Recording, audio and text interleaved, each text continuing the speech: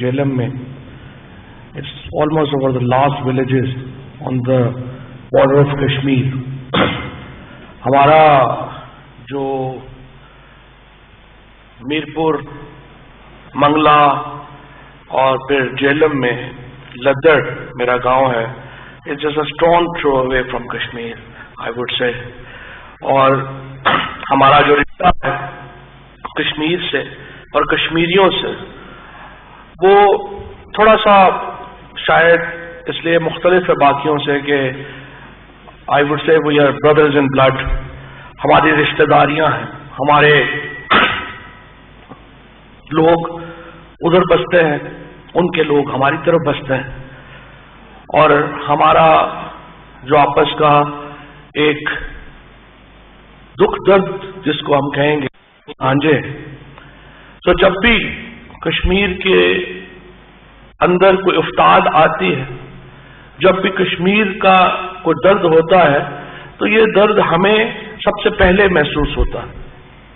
वो पूरा पाकिस्तान उस दर्द को, उस कर्ब को महसूस करता है, लेकिन हम चूंकि बहुत करीब हैं तो हमें ये दर्द सबसे पहले जरूर महसूस होता है. और 1990 के बाद जिस तरीके से कश्मीर में एक तहरीक उठी और जिस तरीके से हमने देखा कि हिंदुस्तान ने मिलिटराइज किया कश्मीर को, यानी हर 10 कश्मीरियों के ऊपर एक इंडियन फौजी इस वक्त कश्मीर में है. So that makes Kashmir one of the most militarised region in the world. तो जब इतनी ज्यादा मिलिटराइजेशन होगी, इतनी ज्यादा ऑक्यूपेशन होगी, तो फिर उसका नतीजा क्या होगा? उसका नतीजा ये होगा कि आप उसके ऊपर नफरत उभरेगी. और आज कश्मीर के अंदर हम ये देखते हैं कि हत्ता कि वो कश्मीरी लीडरशिप जो रवायती तौर के ऊपर पाकिस्तान की हमायती नहीं है, वो भी इस बात के ऊपर कायल है कि कश्मीर के अंदर ये जो तहरीक है ये अब दबने वाली नहीं है. चाहे फारूक अब्दुल्ला हो, महबूबा मुफ्ती हो या और दीगर सियासतदान हो जो रवायती तौर के ऊपर जो पाकिस्तान का स्टांस है या जो कश्मीरियों का स्टांस है उस तरह से उसके साथ नहीं खड़े हुए, वो भी अब ये कहने पर मजबूर है कि जो मामला है ये कश्मीर का, ये भारत से संभलता नहीं. और जिस तरह अरुंधति रॉय ने कहा कि पहले इंडिया ने कश्मीर को ऑक्युपाई किया हुआ था, इंडिया काबज था कश्मीर पे, अब कश्मीर के नैरेटिव ने इंडिया को काबू किया हुआ. So Indian Kashmir narrative has now occupied India. और इसका नतीजा क्या है? इसका नतीजा ये है कि हिंदुस्तान जो खुद को एक सो कॉल्ड दुनिया की सबसे बड़ी डेमोक्रेसी कहता है, वो इस वक्त एक सिविलाइज्ड कौम के तौर पे भी क्वेश्चन मार्क है उसके करैक्टर के ऊपर.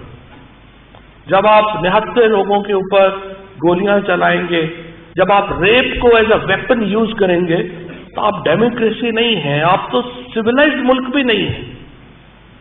तो इसीलिए जब हम पाकिस्तान और हिंदुस्तान के दरमियान नॉर्मलाइजेशन की बात करते हैं और प्राइम मिनिस्टर साहब ने, प्रेसिडेंट साहब ने, पाकिस्तान की सिविल और फौजी लीडरशिप ने बहुत खुले दिल के साथ नॉर्मलाइजेशन की बात की है, लेकिन ये कहना कि कश्मीर के ऊपर आप बात नहीं करेंगे और नॉर्मलाइजेशन होगी, ये तो ऐसा ही है कि किसी के घर में जवान बेटे की लाश पड़ी हो और उसको कहा जाए कि आप शादी की तैयारी करें. मुमकिन नहीं है. जो कश्मीर के अंदर हो रहा है, जो कश्मीर में जिस तरीके की अट्रॉसिटीज हो रही हैं, मुमकिन नहीं है पाकिस्तान के लिए उसको सर पे नजर करना. और पाकिस्तान की लीडरशिप बड़े खुले दिल के साथ हम हिंदुस्तान के साथ नॉर्मलाइजेशन में आगे बढ़ना चाहते हैं, लेकिन पहली शर्त फिर वही होगी, आपको कश्मीर को एक इंसानी नुक्ता नजर से देखना है. जो इस वक्त बुनियादी फर्क है पाकिस्तान और हिंदुस्तान की सोच में, वो ये है कि हिंदुस्तान कश्मीर को एज ए टेरिटरी देखता है, इलाके के तौर पे देखता है, یہ علاقہ چلا جائے گا تو پھر اگلا علاقہ ہم سے کہے گا، پھر اس سے اگلا علاقہ کہے گا ہمیں آزادی چاہیے، فلانی چاہیے۔ پاکستان کشمیر کو ٹیریٹری کے طور پہ نہیں دیکھتا، ہم کشمیر کو ایک انسانی مسئلے کے طور کے اوپر دیکھتے ہیں۔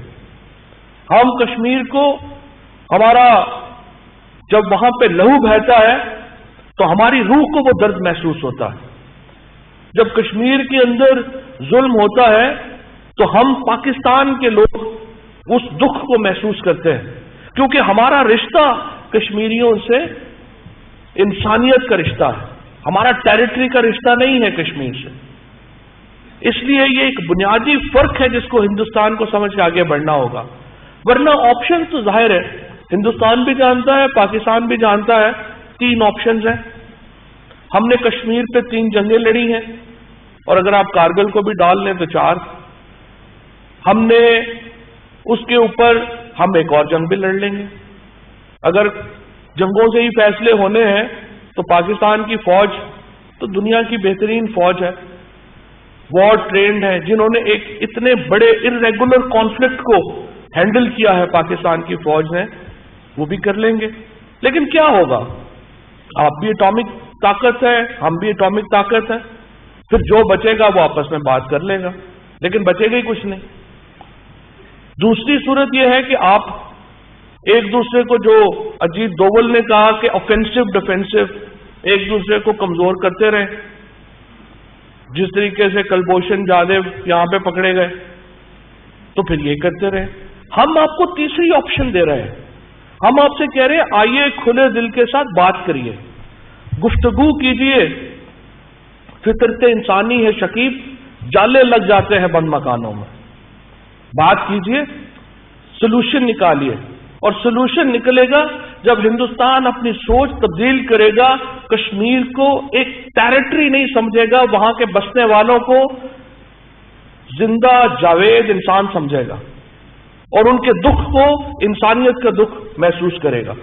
مجھے انشاءاللہ امید ہے کشمیر کی آزادی کی جو جدوجہد ایک 1947 سے شروع ہوئی ہے، پھر جس طریقے سے 1999 کے بعد 1989 کے بعد ہوئی ہے، فوری طور کے اوپر ہندوستان کو چاہیے armed forces special powers act repeal کرے، کشمیر کو نارملائز کرے، اور پاکستان کے ساتھ بیٹھے کشمیر کے اوپر بات کرے، اور ہم انشاءاللہ تعالی کشمیر کے لوگوں کی امنگوں کے مطابق کشمیر کا حل دیکھ رہے ہیں، اور اسی جانب انشاءاللہ ہم پاکستان کی جو سول قیادت ہے وہ بھی بالکل واضح ہے، فوجی قیادت بھی بالکل واضح ہے، انشاءاللہ تعالی ہم کشمیر کے لوگوں کے لیے، ان کے حقوق کے لیے ان کے ساتھ کھڑے ہیں۔ بہت شکریہ، بہت مہربانی۔